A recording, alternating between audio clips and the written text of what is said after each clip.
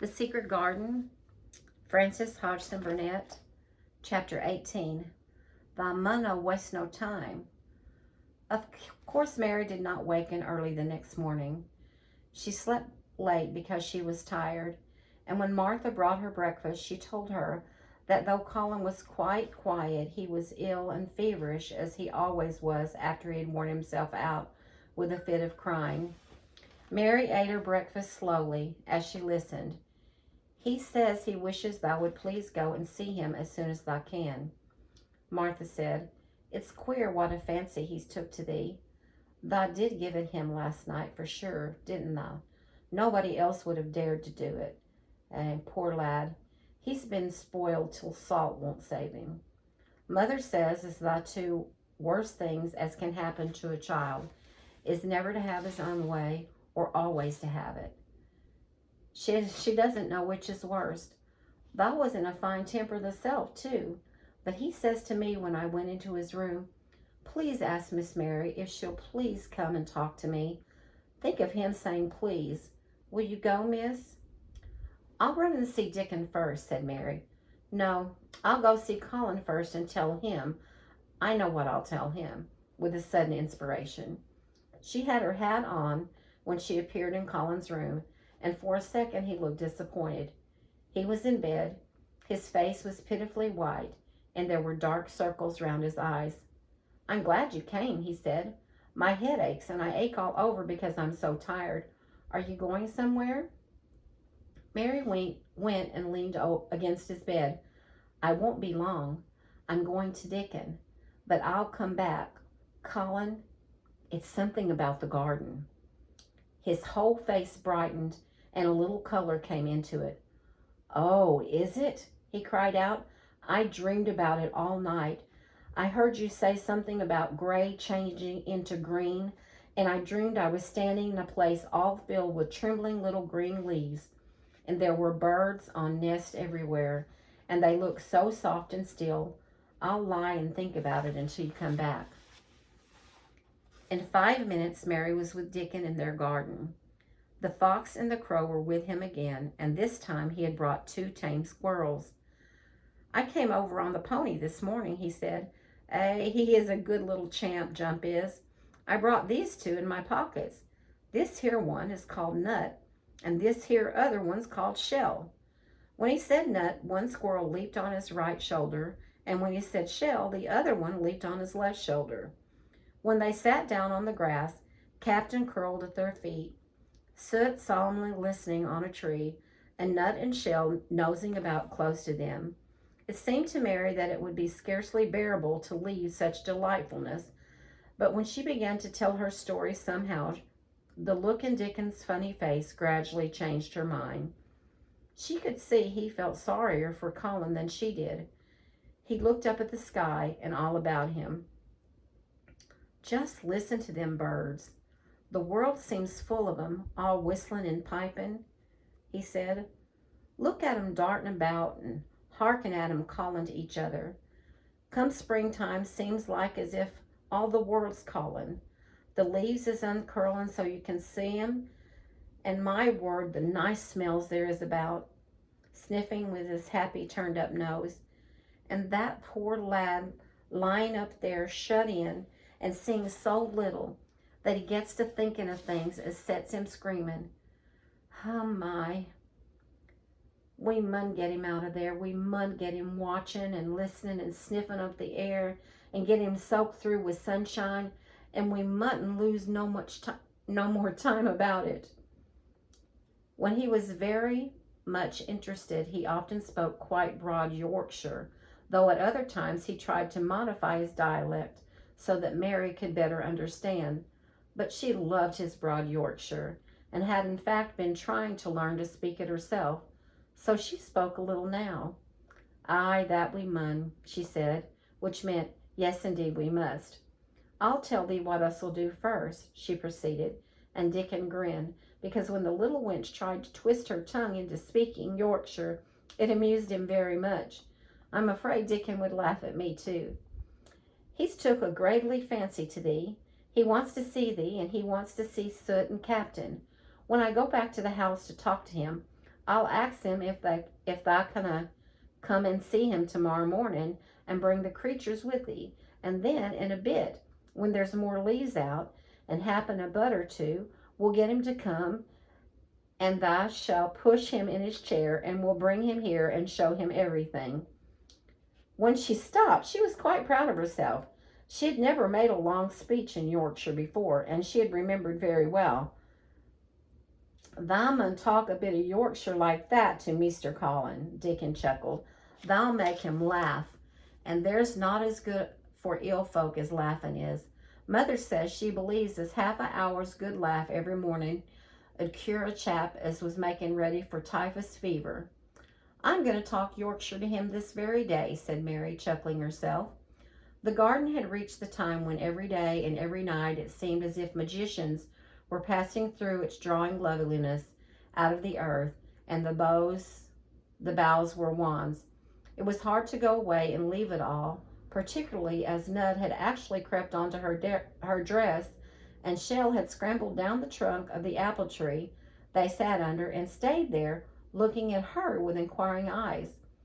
But she went back to the house, and when she sat down close to Colin's bed, he began to sniff as Dickon did, though not in such an experienced way. "You smell like flowers and fresh things," he cried out quite joyously. "What is it you smell of? It's cool and warm and sweet all at the same time." "It's the wind from the moor," said Mary. "It comes a sitting on the grass under a tree with Dickon and with Captain and Soot and Nut and Shell, and it's the springtime, and out of the doors and sunshine it smells so greatly." She said it as broadly as she could, and you do not know how broadly Yorkshire sounds until you have heard someone speak it. Colin began to laugh. "What are you doing?" he said. "I never heard you talk like that before. How funny it sounds." "I'm giving thee a bit of Yorkshire," answered Mary triumphantly. "I cannot talk as grandly as Dickon and Martha can, but thou sees I can shape a bit. Doesn't thou understand a bit of Yorkshire when thou hears it, and thou a Yorkshire lad thyself, bred and born? I wonder thou art not ashamed of thy face." And then she began to laugh too, and they both laughed until they could not stop themselves, and they laughed until the room echoed, and Mrs. Medlock, opening the door to come in, drew back into the corridor and stood listening, amazed. "Well, upon my word," she said, speaking rather broad Yorkshire herself, because there was no one to hear her, and she was so astonished. "Who ever heard the like? Who ever on earth would have thought it?" There was so much to talk about. It seemed as if Colin could never hear enough of Dickon and Captain and Soot and Nut and Shell and the pony whose name was Jump. Mary had run around into the wood with Dickon to see Jump.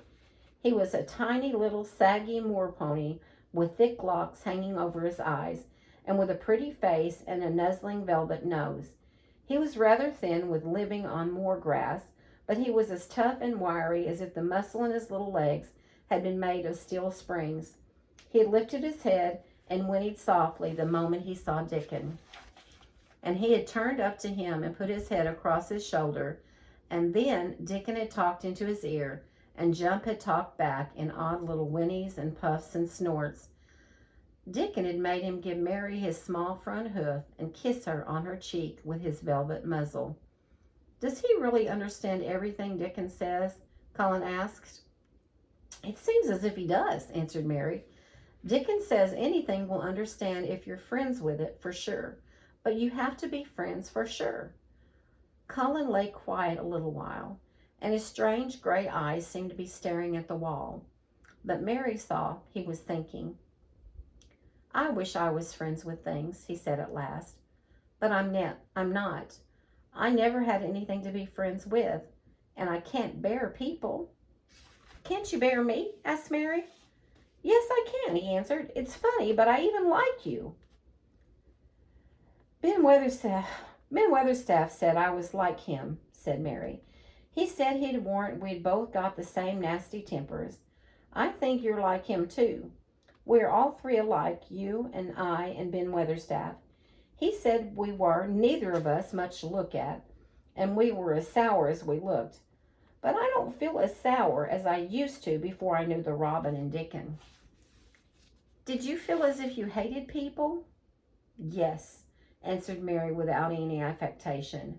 I should have detested you if I had seen you before I saw the Robin and Dickon. Colin put out his thin hand and touched her. Mary, he said, I wish I hadn't said what I did about sending Dickon away. I hated you when you said he was like an angel, and I laughed at you, but perhaps he is. Well, it was rather funny to say it, she admitted frankly, because his nose does turn up, and he has a big mouth, and his clothes have patches all over them, and he talks broad Yorkshire. But if an angel did come to Yorkshire and live on the moor, if there was a Yorkshire angel, I believe he'd understand the green things and know how to make them grow, and he would know how to talk to the wild creatures as Dickon does, and they'd know he was their friends for sure. I shouldn't mind Dickon looking at me, said Colin. I want to see him. I'm glad you said that, answered Mary, because quite suddenly it came into her mind that this was the minute to tell him. Colin knew something new was coming. Because what? He cried eagerly. Mary was so anxious that she got up from her stool and came to him and caught hold of both of his hands. Can I trust you? I trusted Dickon because birds trusted him. Can I trust you for sure? For sure, she implored. Her face was so solemn that it almost whispered his answer. Yes, yes. Well, Dickon will come to see you tomorrow morning, and he'll bring his creatures with him. Oh, Colin cried out in delight. But that's not all, Mary went on, almost pale with solemn excitement. The rest is better. There is a door into the garden. I found it. It's under the ivy on the wall. If he had been a strong, healthy boy, Colin would probably have shouted, Hooray, hooray, hooray! But he was weak and rather hysterical. His eyes grew bigger and bigger, and he gasped for breath. Oh, Mary, he cried out with half a sob. Shall I see it? Shall I get into it? Shall I live to get into it? And he clutched her hands and dragged her toward him. Of course you'll see it, snapped Mary indignantly. Of course you'll live to get into it. Don't be silly. And she was so unhysterical and natural and childish that she brought him to his senses, and he began to laugh at himself, and a few minutes afterward she was sitting on her stool again, telling him not what she imagined the secret garden to be like, but what it really was. And Colin's aches and tiredness were forgotten, and he was listening enraptured. It is just what you thought it would be, he said at last. It sounds just as if you had really seen it. You know, I said that when you told me first. Mary hesitated about 2 minutes and then boldly spoke the truth. I had seen it, and I had been in, she said. I found the key and got in weeks ago, but I daren't tell you. I daren't because I was so afraid I couldn't trust you. For sure.